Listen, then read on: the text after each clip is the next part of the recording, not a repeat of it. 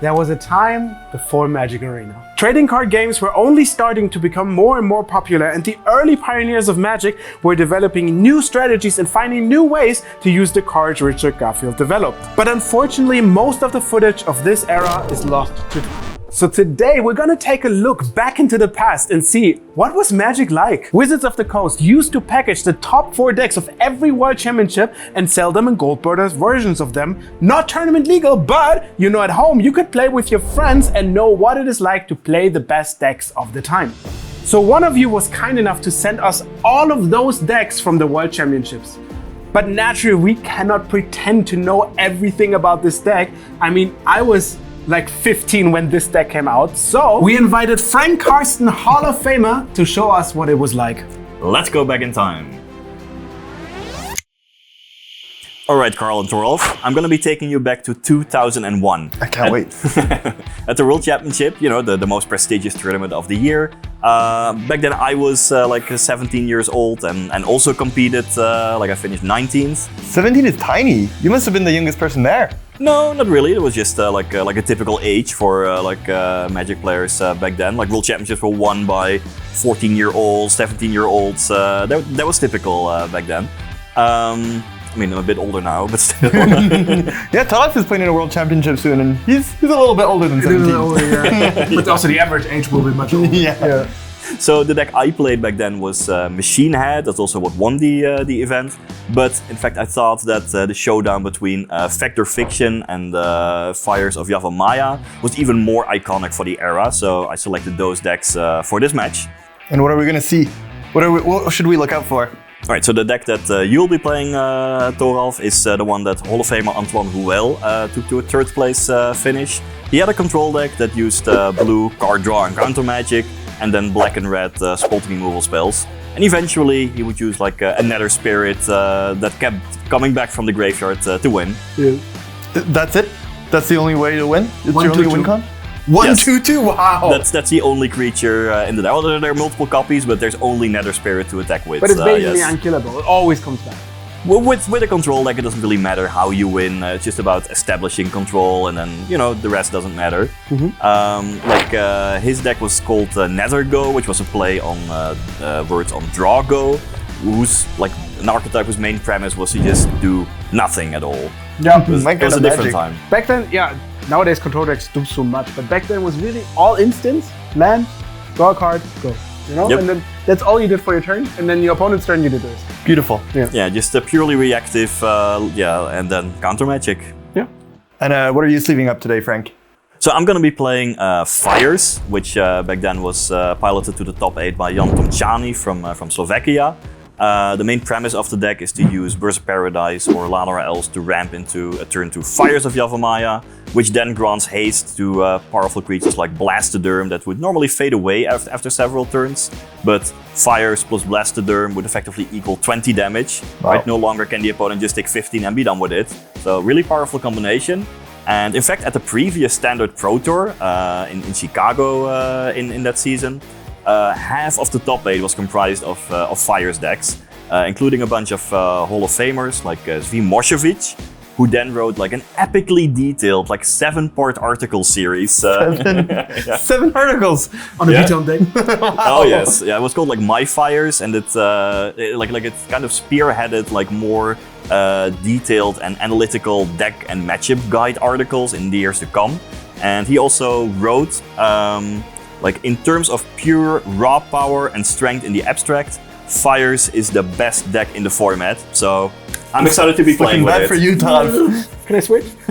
I'm so excited for those decks. Yep, this is a big nostalgia boost for me. I've started around the time, so I don't know much about how they played in tournaments and what the story behind it is, but that's what you're here for. I've heard you've played these tournaments and where the decks come from. Yeah, I actually did well at the 2001 World Championships. Played other decks, but yeah. Crazy. Okay, we want to thank Ralph for sponsoring the gold border decks, which you will also see. Unfortunately, one of them got lost in time, so we had to sleeve the decks. We will play without sleeves in one of the video, as Garfield intended, but now I'm excited to start. Let's go. Yes. High roll. Yes, let's high roll. 5. Beatable. Okay, you got it. Nice. Still as good as back then. Well, good luck, have fun. Gonna start with 7. Chip, chip, chip, chip. That looks good to me, definitely. Yep, looks good to me too. Let's go. My hand looks pretty good. You have to remember back then the game was much slower, so you don't die if you don't have a 1-drop, 2-drop, 3-drop start of hand. So we can keep as counter spell, some slow card draw, and then manage through our draw stress. My opening hand is excellent. I have both Birds of Paradise and Ladera Elves, and these cards are, more than anything else, what made the deck so powerful. Starting with one of these mana ramp creatures on turn 1 is just gonna give me a gigantic advantage, and ramping into a turn 2 Fires of Yavimaya, that's gonna be super powerful. Easy keep. And I'm gonna start off the game with the highlight of the mana bases, Assault March. Yeah, like back in the days, the dual lands we had did not come with additional abilities like we see nowadays. Nowadays we may have like enters the battlefield abilities, or they're like creature lands. Yeah, this was just what we had to work with. It was good enough. I remember when we played blue-white, we played off-color temples just for the scry. That's how good the additional scry is. But it makes mana, so it's good. Your turn. The classic. Turn 1, Birds of Paradise, go. Mana acceleration is always good. So I have a question. The deck plays 8 of this, right? Mm-hmm. There were only 8 allowed, I assume. The Lanova Elves and the Birds? Yes, but those were pretty much the best cards in the whole deck. Yeah. Right. How likely is it to have one on turn 1 if you play 8 of them? It's roughly 2/3 of the time you will have it in your opening hand. So yeah, that really speaks to the value of consistency. That's why you play effectively 8 copies, to have that kind of redundancy, so you can like always ramp into the important cards. So the deck is built that you expect to have one, and then, for example, your 2 mana slot is much emptier because you normally jump it. Yes, that is how it was built already. Yep. Yeah, I know there was a reprint Lanova Elf in like M14 or something, but I don't think it really happened that we had 8 of those creatures in a standard environment for a long time. No, back in the days we did have that for a long time. Yeah. But, nowadays, I think if we would get Birds of Paradise or Lanova Elves in standard, it would be very powerful. I will play an island and pass the turn.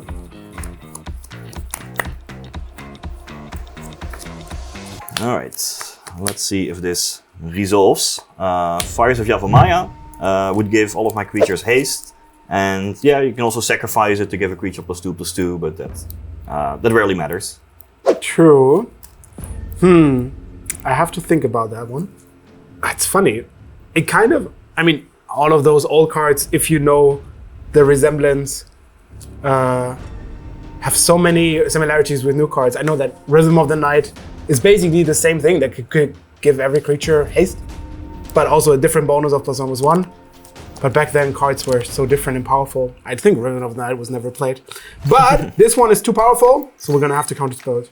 Yeah, it makes sense. I think it made most of the context of the time, because we were playing these with fading creatures that only stay on a battlefield for a while before fading away. So haste is even more important in this deck than basically normal. Add another fading counter to all your cards. And like when in doubt, if like a deck is named after a certain card, just counter it.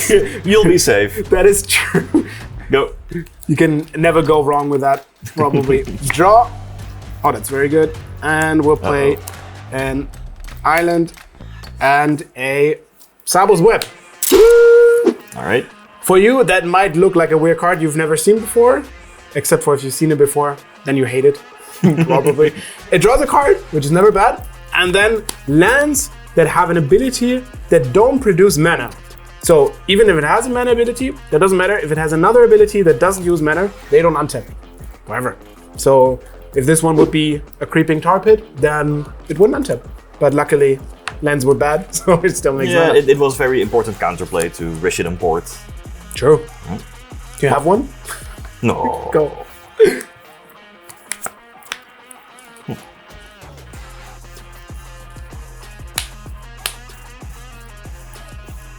All right, does it resolve now? Yes, I have no option, unfortunately. Perfect. All right, so Lanora Elves. It got haste. Another Lanora Elves. Oh, wow, okay. Another Lanova Elf? No, just stack for 1. All right, I'm at 90. Go ahead. And I will opt a card that is, I mean, it wasn't standard just recently, so can't be that bad.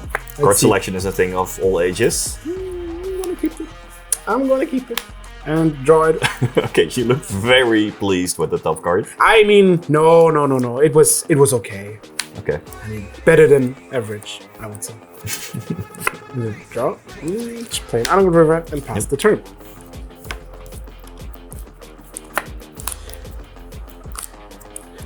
Well, let's see if this is gonna resolve.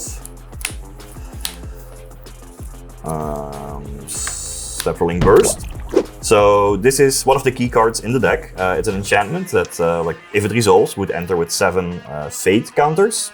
And then I can remove a fate counter from Stepperling Burst to create a green Stepperling token with power and toughness equal to the number of fate counters on Stepperling Burst. So, for example, like, hopefully it resolves. If I were to like remove 2 fate counters, then I would create 2 5/5 Stepperlings that then immediately attack. And, with haste? Yeah. Wow, let me think about it. I will probably not gonna allow it. Here you see Fair. the strong strength of split cards. Oh yeah. Neither of those you would really touch at all. Yeah, this is basically like a 4 mana negate. Yeah, it's both like 2 mana spells, right? This is Yeah. Terror, this is Negate, which you only would like to play 2 mana of. But since you have the option, right now I would be royally screwed if that resolved. So I'm very happy I had the option. And it's Yeah. counterspelled by Spite. Yes. Well, the flexibility is worth a lot. I'll get in for 1. 18. And okay, maybe I lied when I said that I didn't have the shit in port. Ha! I'll play the port. You were smart enough to not play it. Yeah, and I only get 1 use out of it the entire game, right? One time. So I'll wait for the best time. Go. I will draw. Can never have too many of those. I will play an Underground River and pass the turn. Magic as intended. Just play lands and say go. You're enjoying your control decks. Yes. So I can sequence this in various ways. One option would be to use Rishadan Port to tap Torolf out of a mana in my main phase, and then go to my second main phase and then play Stepperling Burst, hopefully evading counter magic. But most of Torolf's counter magic is like 2 or 3 mana, so tapping down 1 land is often not going to do all that much. Also, a post-combat Stepperling Burst, when I have Fires of Yavimaya on the table, is not how it is supposed to go. So yeah, I'll just cast it here and leave Rishadan Port untapped to use it at some later time when it is hopefully more useful. Let's see, another Stepperling Burst. Yikes. I like the sound of that. I really wanted to cast Fact or Fiction, but I know if I tap the mana for Fact or Fiction, I won't have mana to counter the Supporting Burst, and there's not much really I can do about the Supporting Burst. I mean, I could technically bounce it if I find the Charm, but then the problem is kind of postponed. So my only hope to saving the game is to cast one of the 2 mana draw spells right now, and then really hoping to find a counterspell. I kind of have to draw a counterspell right now, otherwise I don't see hope for my well-being in the future. So I'm gonna ice the Rishadan Port, which has the upside that it remains tapped forever. Sure, that resolves. I'm not even gonna tap it for mana because there's mana burn. Mana burn. I will draw and sigh. Yes, it resolves. So what does it do? It's not that bad, right? Well, we'll see about that. So it starts with 7 fate encounters. Yes. And the math behind Stepperling Burst was always a lot of fun to work out. If I recall correctly, if I wouldn't control Fires of Yavimaya, then I would maximize damage by removing 2 counters to create like 2 5/5s, and then in the next upkeep, like a counter would fade away, it would turn into 4/4s. So then you would attack for 8, then 6, then 4 than 2, which would deal 20 damage all by itself. That's like without a fires. And with a fires, you maximize damage by removing 3 fading counters. Because, so I get like 3 Saprolings. So those are 3 4/4s. Yep, and if you don't have any interaction, this turn these would attack for 12. The next turn a fading counter is removed, attack for 9, so it's 12 plus 9 Already plus 21. 6 plus 3. It's not just 21, it's 30. No, 21 on the second attack. Oh yes. Yeah, and then Yes. so it's 12 plus 9 plus 6 plus 3. Yes, so it's 21 after 2 attacks. And then another- 30 in total. So it's 20. Before like Sapling Burst fully fades away. So you add an additional 10 damage just by playing fires. Yes, this combination was very potent, for sure. I'm not afraid. All right, You say go. swing in. I would take, well, 12 plus 2. But your Richard Import doesn't untap anymore.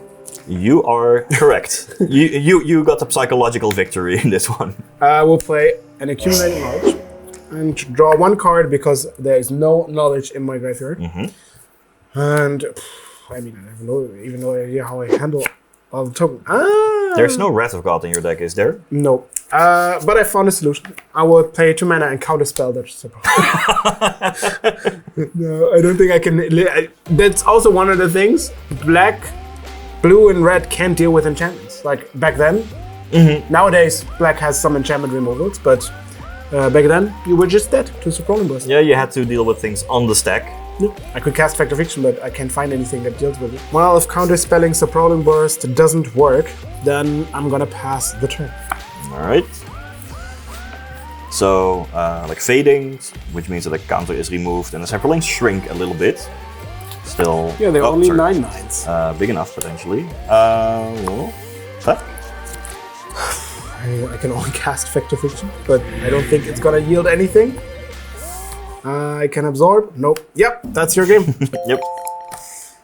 Yep. Woo! 1 card, 1 Supporting Burst. Crazy. Definitely teaches you a lesson of using your spells the right way.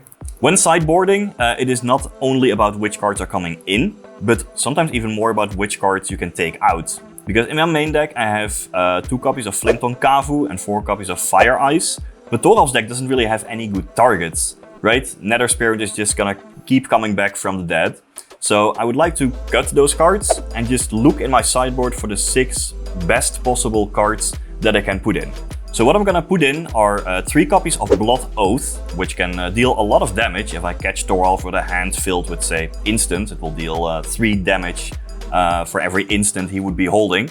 Can deal a lot of damage. I'll also put in 2 copies of Kavu Chameleon, which is awesome in this particular matchup. It can win games that no other card could, right? It dodges counter magic. And even against some of the removal spells that Thoralf has, I think it's like Crosis Charm and Spite Malice, they can only target or kill non-black creatures. And if you have like a green mana up for Kavu Chameleon, you can then turn it into a black creature so that it doesn't die. This is like a very important threat in the matchup. And for like the final card, I'll add in like a Thunderscape Battle Mage, which I can pay the black kicker on and get some value. Thornscape Battle Mage in the main deck is also not great, at least in game 1. But for game 2 and 3, if Thoralf manages to sideboard in Meekstone, it will be useful to have access to it because it can destroy the artifact. Right? Sometimes cards are terrible in game 1, but then become way better in games 2 and 3 if the opponent boards in certain cards. And I think Thornscape Battle Mage is also an example of that in this matchup. Sideboarding is kind of tricky back then because a lot of the cards look like you want them, but they're not really what you want in a matchup. For example, Engineered Plague and Pyroclasms are really good against small creatures, but that deck doesn't actually play a lot of small creatures except for Land of Elves and Birds. And though it seems really appealing to board those cards in to make their starts worse and maybe see them from 1 mana, it's not meant for this matchup because most of the creatures are big.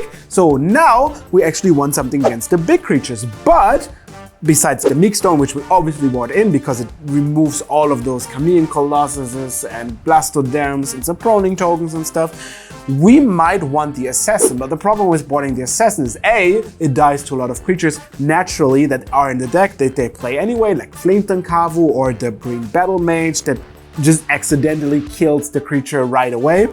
But also it prevents our Nether Spirit from coming back once it's in the graveyard because it counts as a different creature. So Nether Spirit is very important since it can block indefinitely cards like Blastoderm, Chameleon Colossus, all of those huge threats, and we really wanted to return every turn. So we only board some of the rests because of the very bad spells. We don't want their Sprawling Burst to resolve, we don't want the Fires to resolve, so it's kind of having like 1 or 2 off that you draw.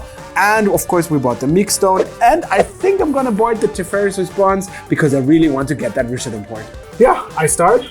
Yep, game 2. I can't believe I lost that game in like 2 turns.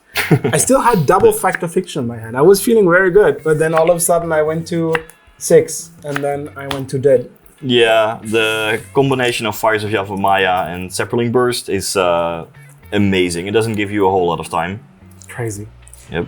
That hand, on the other hand, looks incredible. We'll take it. All right. Well, I think my hand looks decent too. Let's go. I'll play Salt Marsh again and pass the turn. Hey, Birds of Paradise. Yes. I draw a card. And I will play an island and pass the turn.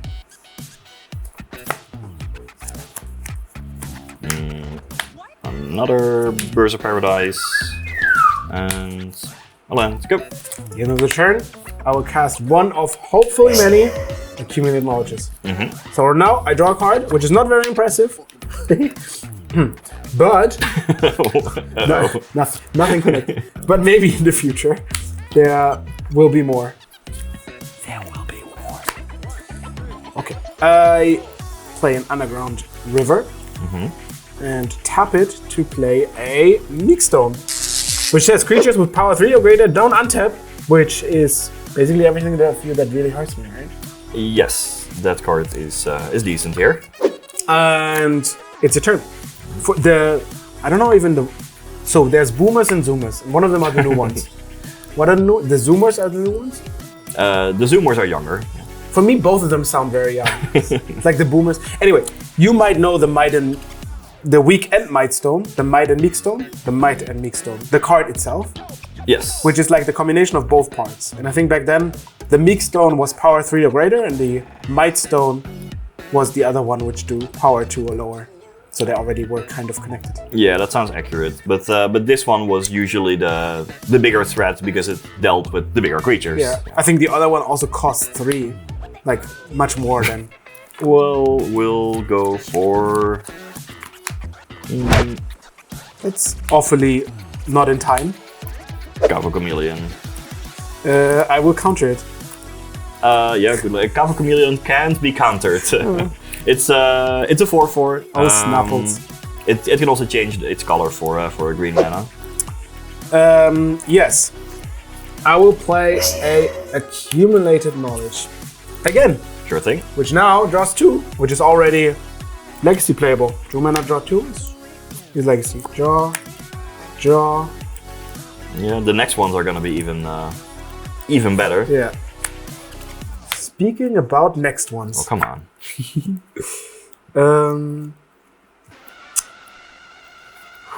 So we've managed very well to get to a point where we can discard the Nether Spirit to our hand size, but that means we have to cast the Accumulated Knowledge now, because we only discarded the end of our step, and although I really would like to play it as an instant, I need to discard the end of my turn, so that means we're gonna have to draw 3 cards now, and then we get a free Nether Spirit every turn, which is kind of like gaining 3 mana in the card already. Okay, I will, maybe a bit unusual, but the reasons will reveal them soon, cast my 3rd knowledge.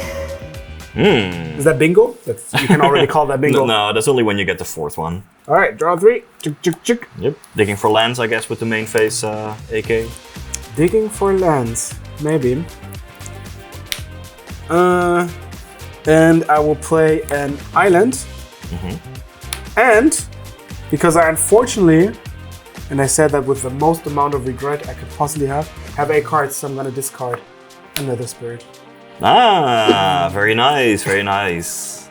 Yes. Yeah, this was often like the nicest way to get access to Nether Spirit, which is like returns from the graveyard in your next upkeep, is it? Yeah, right? so in the beginning of my next upkeep, when Nether Spirit is the only creature card in my graveyard, then I get to return it every upkeep when it's there. So that means 2 things. First, I have to make sure other Nether Spirits don't end up in my graveyard, because otherwise I will get none of them there. Yep. But also, if I somehow get it there by, discarding, I'll get it for free. So this was hand size. I assume, I don't know, that's my question, there was a spot where you could, on the draw, just discard it on turn 1 and then get it for free. Antoine Rouel, who played this deck in the World Championship top 8, actually did that in the top 8. It was a somewhat common play at the time when on the draw, 8 cards, hand size, turn 1, discard Nether Spirit. Yeah. This was the thing then. Yeah. Crazy. I mean, yes, you have an infinite blocker basically, or I guess a creature that attacks against. Yeah. Like against the control deck. They can't remove it. You just attack. Wow. You couldn't even mulligan for it because you lost the card in your hand. Okay, yeah, that was my turn, and it's your turn. All right. Yeah, so it's coming back next upkeep, right? At the beginning of my upkeep, yes. Okay, so Rishadan Port as a land for the turn. Attack with Kavu Chameleon. Interesting. Okay. First blood. 16. You're aware. As an untap? At end of combat. End of combat. Yes. I will tap your Salt Marsh. You will tap my Salt Marsh? Ah! You activated my trap card! Good news. It is tapped. It is achieved. What is Teferi's response to? I was just trying to play around Counterspell. You did play around the counterspell. Well, it does counter something. So what does it do? A counter target spell or ability. This one. If the permanent ability is counted this way, destroy that permanent. Bye. And you think that's all. Now we restore the Rishadan Port. No! It has the additional bonus of drawing 2 cards. Did you really need 2 more cards? I mean, needing is kind of a thing, It's like, who needs more cards? But yes, I did. Okay, I did do that. So now you can exit your combat. Yes. Well, at least the goal of tapping you out of counter magic mana was successful. Throatscape Battle Mage with the white kicker when it comes to play. With the white kicker, destroy target artifact. Yeah, that is actually annoying. Go. Okay, untap in my upkeep. Because I only have this Nether Spirit, it comes back into the game. Yep. We'll draw a card. And I will play a Shivan Reef, and unfortunately for some of the heroes in the game, I will cast a second Meek Stone. Come on. And it's your turn. So the Chameleon doesn't untap. Yeah, I guess there's not a whole lot of point in me attacking into the Nether Spirit. And I'll just play Llanowar Elves and say go. I enjoy this situation. All right. I can imagine. We're gonna cast Effective Fiction. Do you know this feeling that you've won the game and you just say like, okay, I'm gonna cast Factor Fiction? We'll see, we'll see. So Factor Fiction alongside Flametongue Kavu really spearheaded an entire generation of value-generating magic. Factor Fiction was so powerful because basically no matter what the opponent did, you could guarantee at least 3 cards, which is just a great deal for 4 mana at instant speed. On top of like the potential for like graveyard synergies and the additional selection. Like there was even like an acronym for it, like EOTFOFYL, end of turn, Factor Fiction, you lose. And that was an actual thing. But there was also like a lot of skill in like splitting up the piles, like how to distribute the cards to make life as difficult as possible for your opponent. And Flametongue Kavu, right, the other card I mentioned, which is one of the most the prominent poster child for cards that generated card advantage while adding to the battlefield, because like you usually get like a 2-for-1 in terms of card advantage, but you also can deal with like expensive cards, so you get like card advantage, mana advantage, and a clock. Yes, and then anytime you would just play like a 4 toughness creature, you have to live in fear of Well, FTK, there was also an acronym for this card in like turning the game around. And like in fact, many players started to call like every creature with comes into play ability a Flame Tongue. Oh. That's how prominent these two cards were for the era at the time. Even today, when you have like a creature that would deal 4 and comes to play, you would say it's a Flame Tongue. Yeah. The 4 mana slot was really powerful back then. Oh yes. Let's see. All right. I was agree. Croz's Charm, counter spell, fact no fiction. I think we're playing the lottery today. Hello. Please choose your piles. Yes. So with Fact or Fiction, I split it into 2 piles. Reveal 5 cards. An Yep. opponent separates those cards into 2 face-up piles. Put one pile into your hand and the other into your graveyard. 5 spells. I'm already in a terrible spot in this game, and I don't know how I'm gonna get out of this. Like normally you would split Fact or Fiction like 3 versus 2 cards, but I think no matter what I do here, if Thorolf like gets 3 cards, 3 powerful spells, there's just no way I'm winning this game. I think I have to go for like last ditch tactics. I can exploit the fact that Thorolf also looked at my deck list before the match, so he knows that I have Blood Oath in my deck, an instant that like deals damage to him based on the number of cards of a certain type that he has in hand. So if I split the piles 5 versus 0, I can really put the fear of Blood Oath in Thorolf's mind, and perhaps if he like takes the 0 pile out of fear of like dying to Blood Oath if he takes the 5 pile, then I still have a chance to win this game. So yeah, let's actually go for the bluff. See if it works. All right, I'm gonna split the piles 5 to 0. You mean I can take all 5? Yes. Mr. Karsten, that is strategically a very unsound choice. Up to you. Your choice. Oh, I was feeling so good with all the board state. I mean, the game is locked up. There's no way, like 0%, that we're losing this game. But now that Frank is pulling out of this hat of magical tricks, I actually have to do some thinking, which is not what you want to do. You want to have those games like quick and easy. You don't want to think. So I just cast the Fact or Fiction, but do I really want to take 0 cards? And the answer is yes. I mean, I don't want to take 0 cards. Don't get me wrong. I want to take all the cards, but it feels like it's the only point where we can lose. And the difference is really, I have another fact and address in hand. My options are invaluable, so I can't just afford to give it to Frank. You know, might be a bluff, might be not. It doesn't really matter to me at this point because I have the resources to not be afraid of that one. So we're gonna decline the 5-0 split, even though it hurts my soul. But I know next turn I'm gonna cast Duress, I take the Oath, and then we're gonna cast Fact or Fiction again, and that's it. Like, we don't have to risk it. We're good. I don't even think I need the 5 cards. I'm winning the game anyway. I'm gonna decline your very generous offer, but it breaks my heart. Fun and how quick the tables turn. All right, let's just do it and never speak of it again. It's fine. Yeah. All right, good. Untap. Draw. The rewards. You love to see it. All right, Mr. Karsten, Frank, I'm gonna hold you to your honesty and take away the Blood Oath.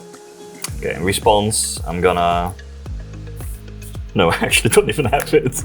Okay, it's a possibility. That's fine. That's fine. I will resolve it into nothing. Play my land for the turn, an Underground River, and it's your go. The desperate people are the most dangerous one. Go ahead. Go. Yeah. I think, Mr. Karsten, we're gonna try that again. All right. And this time it's not gonna be like that. All right. Island, Overborg, Sabo's Decree, Counter Spell, and Opt. Well, what worked like such a charm last time. I think you're of the school of just taking 0 cards. So 5-0 again.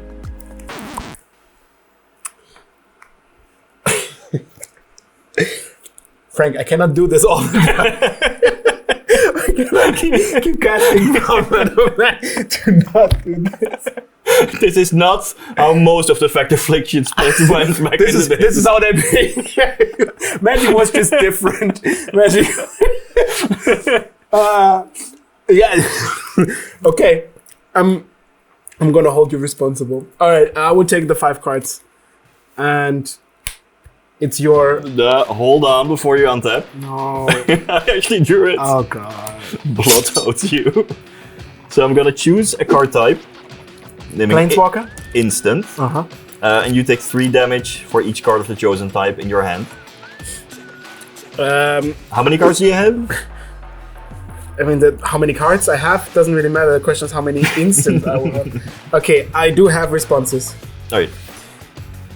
Oh no. I'm at 16.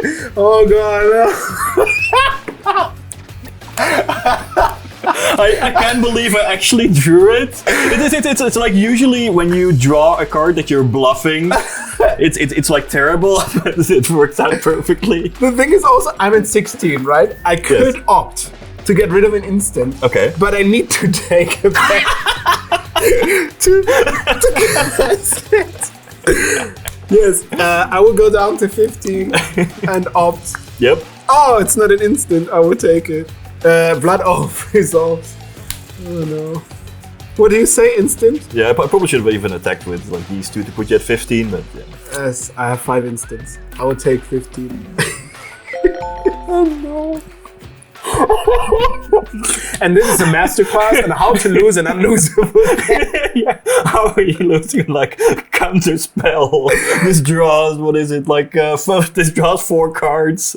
Well done. That was great. Oh. Sorry, Tarov. That was definitely top 5 of games that I can't believe I've lost in my life. Yeah, it was a truly unlosable game that somehow... I mean, it only takes a very specific setup to lose the game, but it also takes a maniac to actually enforce these decisions like this. And yeah, I mean, I felt so secure. I mean, normally you would just split Fact or Fictions 3 and 2. Like, we should put like a "Do not try this at home" sign here. Definitely don't do this at home. Don't go to your next tournament, split it a 5-0, and then like, I've watched it at Cardmarket. They know what they're doing. I mean, also know that like I would normally not make this bluff. Like, I know that you're like a really good player, and you know my deck, and like these are like the types of things that happen at the Pro Tour. Yes, exactly. But yeah, if you didn't know my deck list, like you would be thinking, "Oh, I'll take these 5, thank you," and I would look like a complete fool. Yes, but this is a masterclass. Sometimes your spot is so good that you can, you feel like you can give away some percentages of like, or some cards, and then you end up losing to someone else. It's fun. It's very fun. Yeah, well, thank you for being here. Thank you for making all of this possible. Thank you for giving us insight into, well, an area we will never have to see otherwise. If you want to see more of those decks from, well, before this millennium, we have many more to show. You have many more wisdom to share. So if you like, subscribe, comment. We can help out with that. If the content gives you any joy, please make it known. Besides that, thank you for joining us once again. Thanks for having me. This was like a great bit of nostalgia for me. I loved it. And hopefully to many more of those videos. See you in the next one.